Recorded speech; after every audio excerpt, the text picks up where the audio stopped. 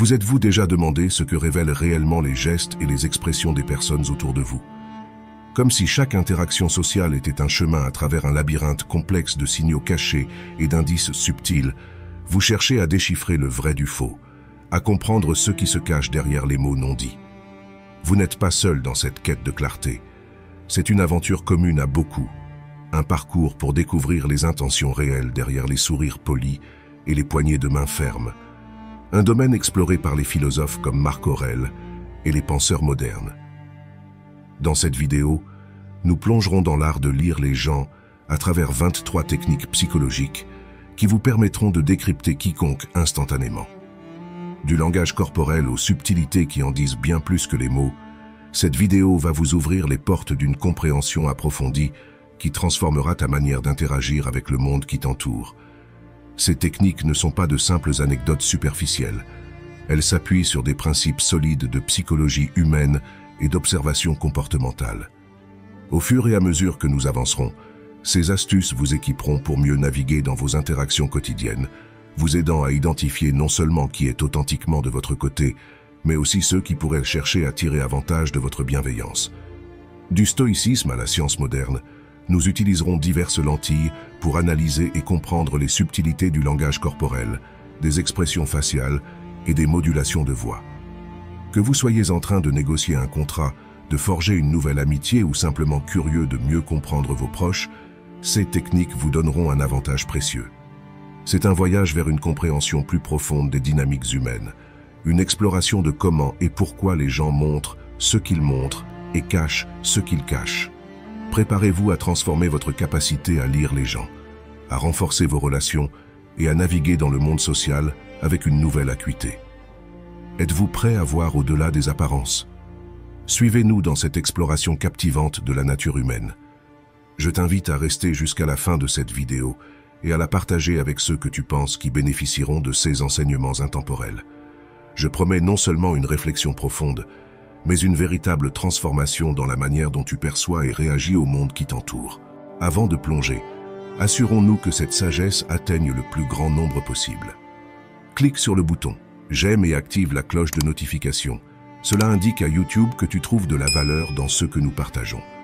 Maintenant, commençons ensemble ce voyage transformateur. Découvrez les principes du stoïcisme et apprenez à les appliquer dans votre vie moderne avec notre e-book « Le stoïcisme en pratique ». 10 stratégies pour transformer votre vie. Cliquez sur le lien dans le premier commentaire épinglé pour l'obtenir dès maintenant. C'est ensemble, en partageant et en appliquant ces enseignements séculaires, que nous pouvons faire face au tumulte de la vie moderne avec sérénité et détermination. Êtes-vous prêts? Numéro 1. Le contact visuel. Le contact visuel est un outil puissant pour comprendre quelqu'un instantanément. On dit que les yeux sont le miroir de l'âme, et à juste titre. As-tu déjà remarqué comment une personne ne peut pas détacher son regard de toi? Cela pourrait indiquer un intérêt romantique ou une forte connexion émotionnelle. D'un autre côté, si tu essaies d'établir un contact visuel et que l'autre personne évite tes yeux, il est possible qu'elle soit nerveuse ou qu'elle ait quelque chose à cacher. Dans le stoïcisme, le contact visuel a également une signification profonde. Les stoïciens, comme Sénèque, valorisaient l'honnêteté et la vertu dans toutes les interactions humaines. Maintenir un regard ferme et direct était considéré comme un signe d'intégrité et de confiance en soi. Ainsi, en observant le contact visuel de quelqu'un, tu peux également évaluer son alignement avec les principes stoïciens d'honnêteté et de vertu. Rappelle-toi, les yeux peuvent dire bien plus que ce que les mots expriment. Mais comment pouvons-nous appliquer cette connaissance dans notre vie quotidienne pour améliorer notre capacité à interpréter le contact visuel? Observe attentivement les gens pendant les conversations ou les interactions sociales. Fais attention à la durée et à l'intensité du contact visuel. Pratique de maintenir un contact ferme, mais non intimidant lorsque tu parles aux autres. Souviens-toi que le contact visuel est une manière puissante d'établir une connexion et une communication. Numéro 2. Les sourcils. Si tu veux évaluer le niveau de confort de quelqu'un, prête attention à ses sourcils. Il existe 3 émotions principales qui peuvent faire que les sourcils se lèvent: la surprise, l'inquiétude et la peur. Lever les sourcils pendant une conversation décontractée et relaxante avec un ami est difficile. Si quelqu'un avec qui tu parles lève les sourcils et le sujet de conversation ne justifie pas la surprise, l'inquiétude ou la peur, c'est un signe qu'il se sent assez mal à l'aise.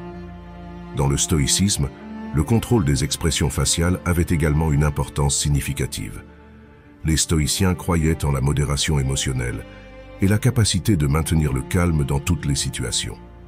Ainsi, en observant les sourcils de quelqu'un, tu peux également évaluer sa capacité à contrôler ses émotions et à rester serein dans des circonstances difficiles. Souviens-toi, les sourcils peuvent révéler beaucoup sur l'état émotionnel d'une personne. Numéro 3. Le sourire. Quand il s'agit de sourire, la bouche peut tromper, mais les yeux ne mentent pas. Les sourires authentiques atteignent les yeux, créant des rides autour d'eux. Cependant, les gens sourient souvent pour cacher leurs véritables pensées et sentiments. La prochaine fois que tu veux déterminer si le sourire de quelqu'un est sincère, cherche des lignes d'expression au coin de ses yeux. Si elles ne sont pas présentes, ce sourire cache quelque chose. Numéro 4. Ce qu'ils disent. Lorsque tu rencontres quelqu'un pour la première fois et tout ce qu'ils font est de parler de leur merveilleux partenaire ou de louer leurs collègues, il est probable qu'ils soient eux-mêmes assez décents.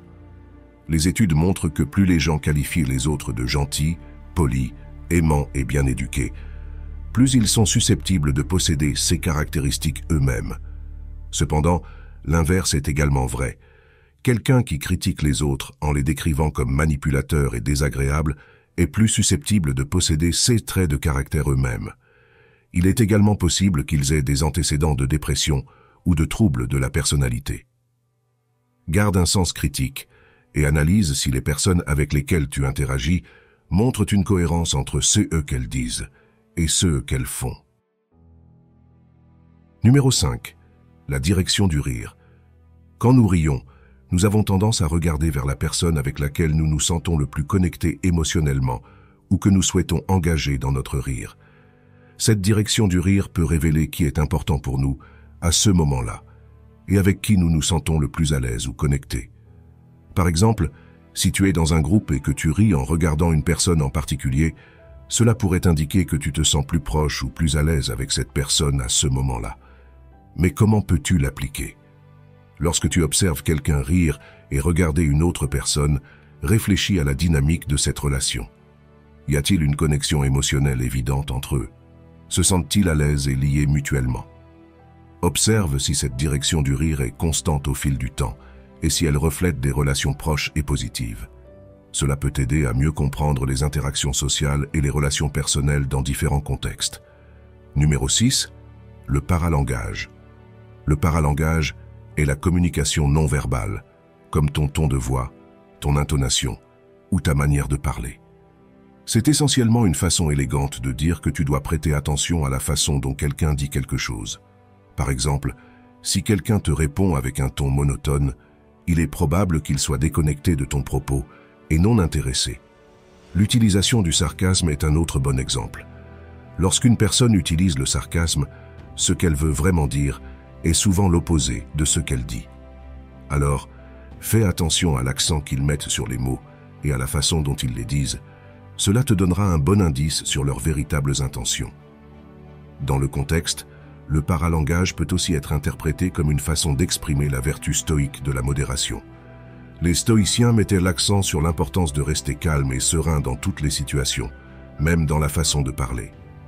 Contrôler le ton et l'intonation de la voix était vu comme un signe de maîtrise de soi et d'équilibre émotionnel.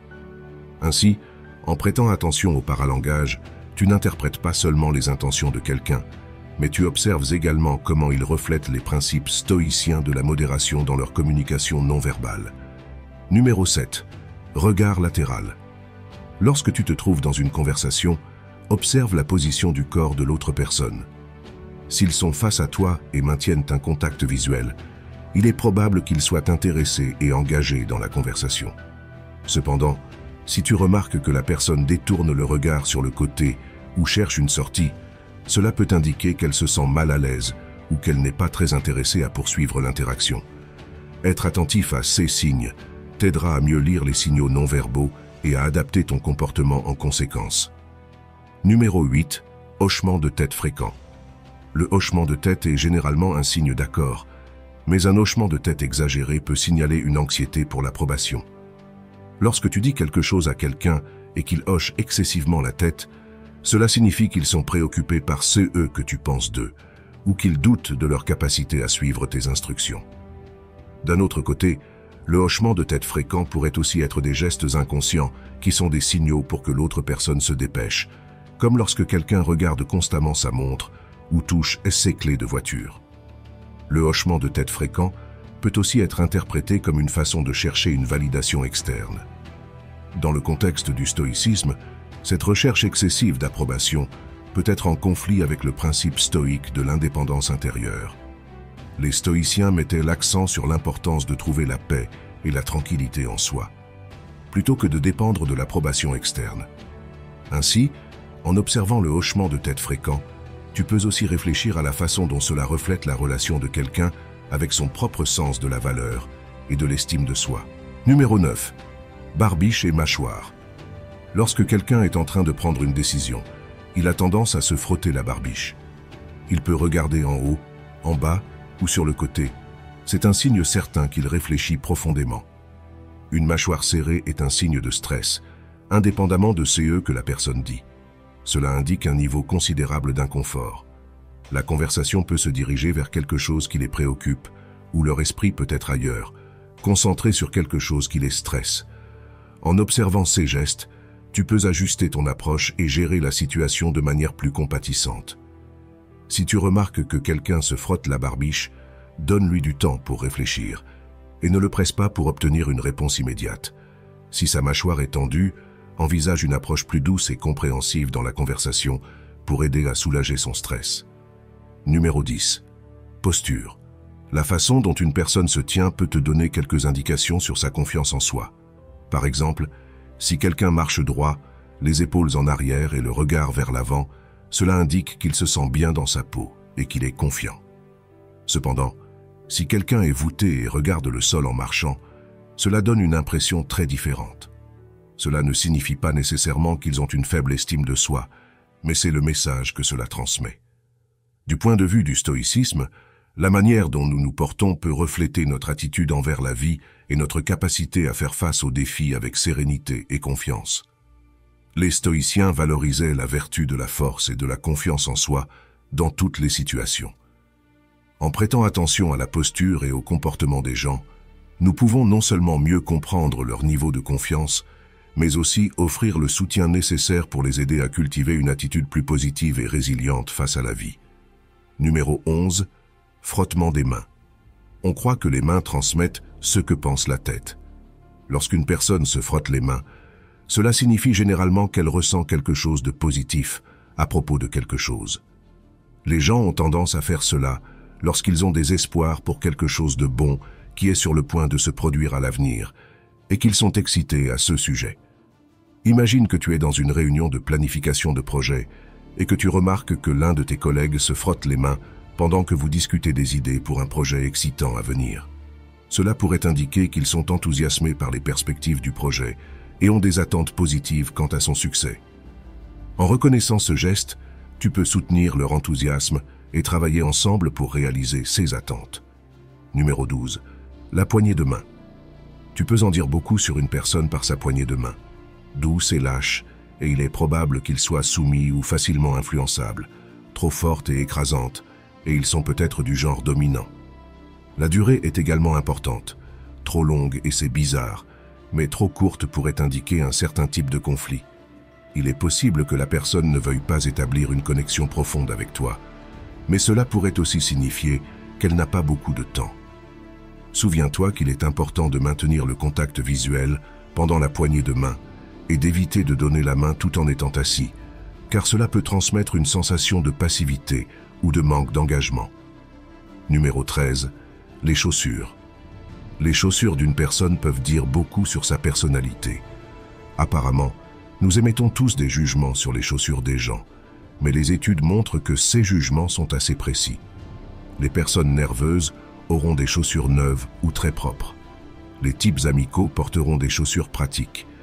Les personnes calmes ont une affinité pour les chaussures inconfortables, et les personnes agressives portent des bottines à la cheville. Regarde simplement tes propres chaussures. Ton type de personnalité correspond-il à elles? Numéro 14. L'apparence générale.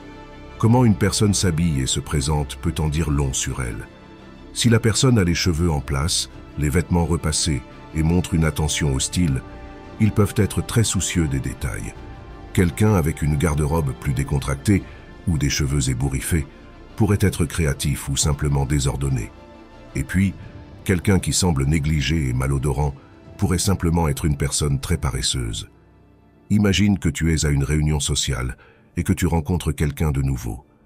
Tu observes qu'ils sont habillés de manière impeccable, avec un style raffiné et bien soigné. Cette première impression pourrait te conduire à penser qu'ils sont une personne organisée et ayant un haut niveau d'estime de soi. Cependant, souviens-toi que les apparences peuvent être trompeuses et il est important de connaître la personne au-delà de son apparence externe avant de faire des jugements précipités. Numéro 15. L'imitation du langage corporel. Si tu n'as jamais essayé de lire les gens auparavant, c'est quelque chose que tu n'as probablement pas remarqué, mais prête beaucoup d'attention à l'avenir. Car lorsque quelqu'un imite ton langage corporel, cela signifie qu'ils se sentent si bien avec toi qu'ils veulent s'harmoniser avec toi.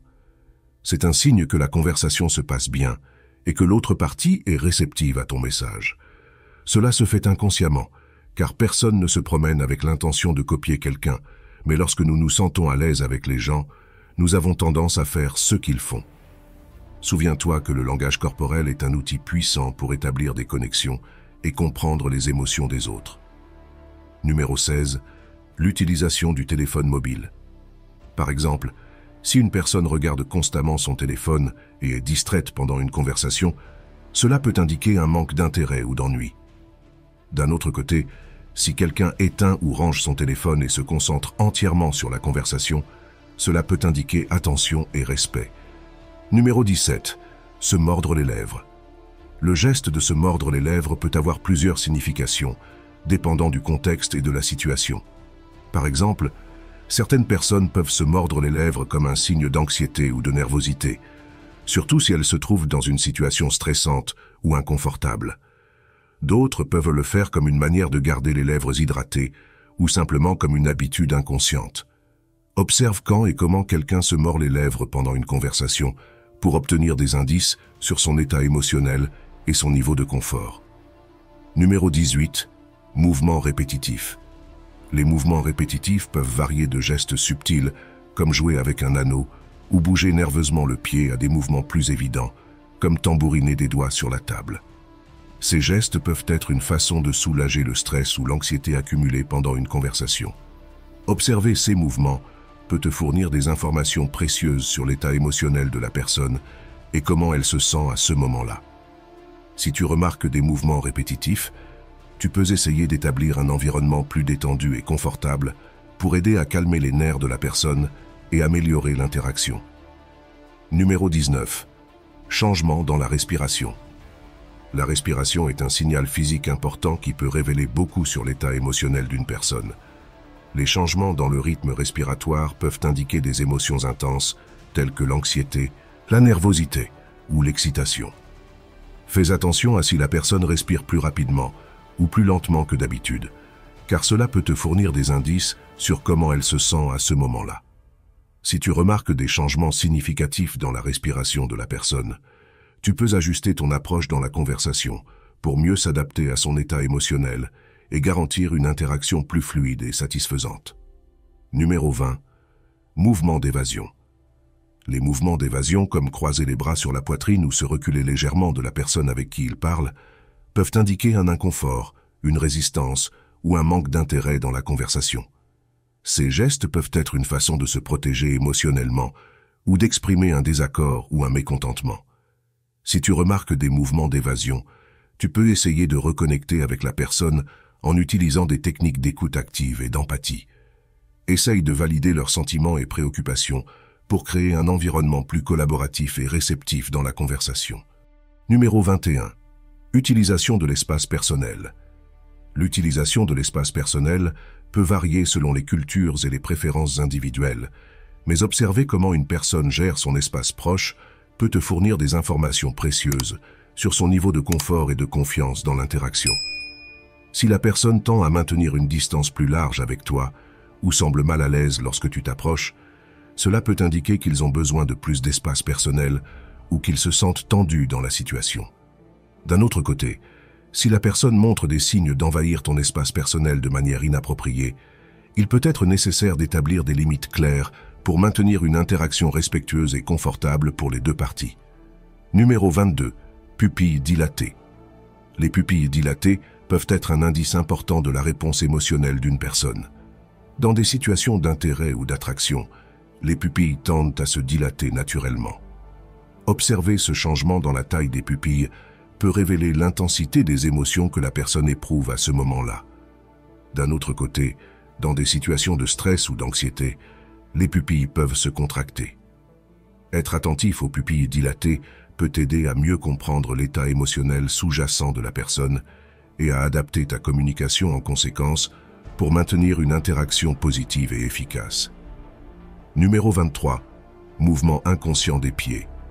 Les mouvements inconscients des pieds peuvent révéler beaucoup sur l'état émotionnel et mental d'une personne. Par exemple, si quelqu'un est anxieux ou nerveux, il est possible que ses pieds bougent inquiètement, comme s'ils tambourinaient sur le sol ou se balançaient d'un côté à l'autre. D'un autre côté, si quelqu'un se sent détendu et à l'aise, il est probable que ses pieds restent immobiles ou aient des mouvements doux et contrôlés. Observer ces mouvements subtils peut fournir des informations précieuses sur l'état interne d'une personne, même si elle n'en est pas consciente. Certains d'entre nous sont assez doués pour lire les signaux émis par les gens, tandis que d'autres sont si mauvais qu'ils ont besoin que l'autre personne leur dise directement ce qu'ils pensent. Lire les gens n'est pas facile, mais si tu peux le faire, c'est une compétence fantastique. Bien sûr, tout le monde est différent, donc interpréter leurs paroles et actions peut ou ne peut pas toujours être précis. Mais, espérons-le, avec ces conseils, tu seras sur la bonne voie pour t'améliorer dans la lecture des gens. Nous voulons savoir ce que tu penses lorsque tu rencontres quelqu'un pour la première fois. Qu'est-ce que tu remarques habituellement chez eux en premier? Laisse-nous savoir dans les commentaires ci-dessous. Je suis impatient d'entendre tes histoires de succès. Alors, abonne-toi, active les notifications et laisse un commentaire ci-dessous. Partage ton parcours, tes victoires et même tes luttes. Si tu ne sais pas quoi commenter, écris simplement « Esprit stoïque » pour montrer que tu as surmonté notre session. L'action nourrit cette communauté, nous guidant vers la sagesse et surtout vers l'art de transformer chaque défi en une opportunité. Si tu souhaites soutenir financièrement ce contenu, envisage de devenir membre du canal, lien dans le commentaire épinglé. Je te laisse 2 vidéos de plus ici pour que tu continues à apprendre pour ton développement personnel. Merci et à la prochaine.